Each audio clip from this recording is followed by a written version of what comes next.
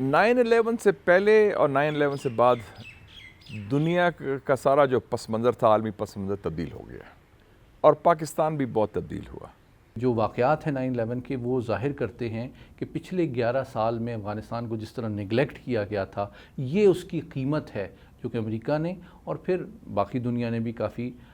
تکلیف دہ انداز میں ادا کی۔ اس کا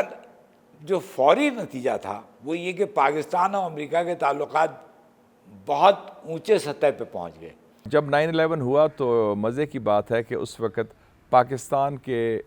DGISI ویسے امریکہ کے دورے پہ تھے، جنرل محمود، اور جو بھی اس وقت وہ ڈیولپمنٹس ہوئیں 9/11 کی، وہ ان کے سامنے تھیں، اور ادھر سے ہی پھر دباؤ ہوا، ادھر سے ہی پھر یو ٹرن ہوا، اور یو ٹرن کے نتیجے میں پھر بہت کئی اور اقدامات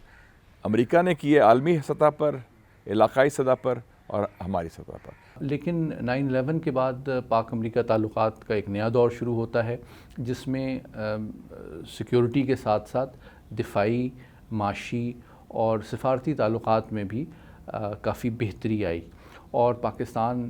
جو ہے ایک فرنٹ لائن ایلائی کے طور پہ دہشت گردی کے خلاف جو امریکہ نے ایک عالمی جنگ کا آغاز کیا،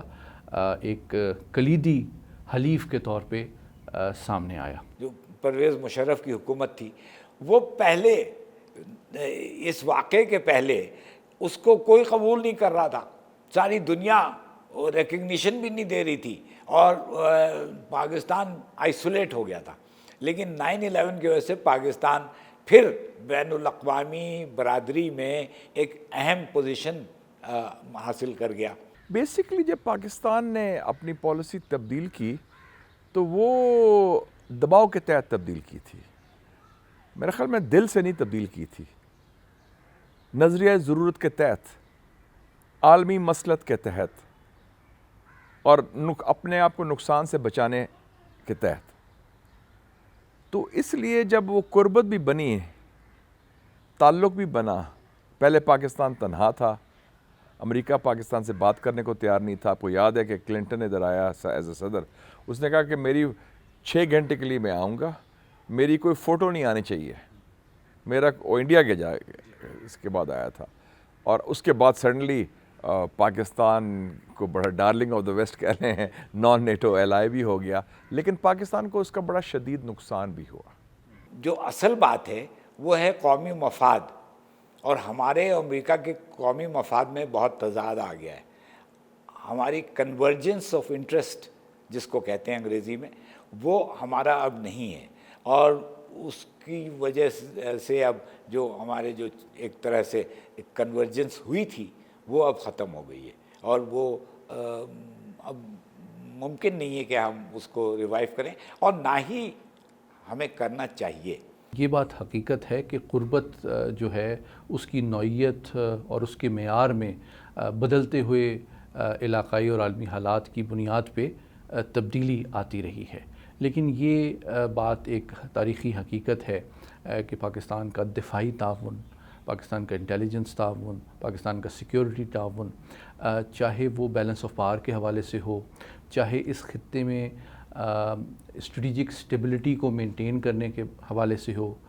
چاہے وہ دہشت گردی کے خاتمے کے حوالے سے ہو، یہ پاکستان اور امریکہ کا دیرپا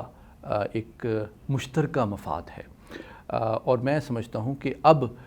جس دور میں ہم داخل ہو رہے ہیں، بتدریج امریکہ اور پاکستان کے سیکیورٹی، انٹیلیجنس اور دفاعی تعلقات میں کسی حد تک قربت کے آثار نمایاں ہو رہے ہیں، اور اس کی بنیادی وجہ دوبارہ سے بدقسمتی سے افغانستان میں دہشت گرد تنظیموں کا سر اٹھانا ہے۔ فوجی قوت کے ذریعے ان مسائل کا حل نہیں کر ڈھونڈ سکتے، چاہے وہ حکومتوں کے مملکت کے درمیان ہوں یا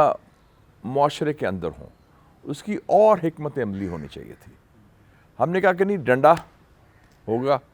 امریکہ نے بھی سوچا کہ ہمارے پاس ڈنڈا ہے، ہمارے پاس فوجی قوت ہے، سول سپر پاور ہے، اور ادھر ہمارا بھی خیال تھا کہ ہمارے پاس بڑی قوت ہے جی، ہماری بڑی بڑی فوج، ہم کچل دیں گے۔ تو وہ جو تھے اپنے جو مخالفین کو کچلنے میں جو مزاحمت کار تھے، وہ ناکام رہے،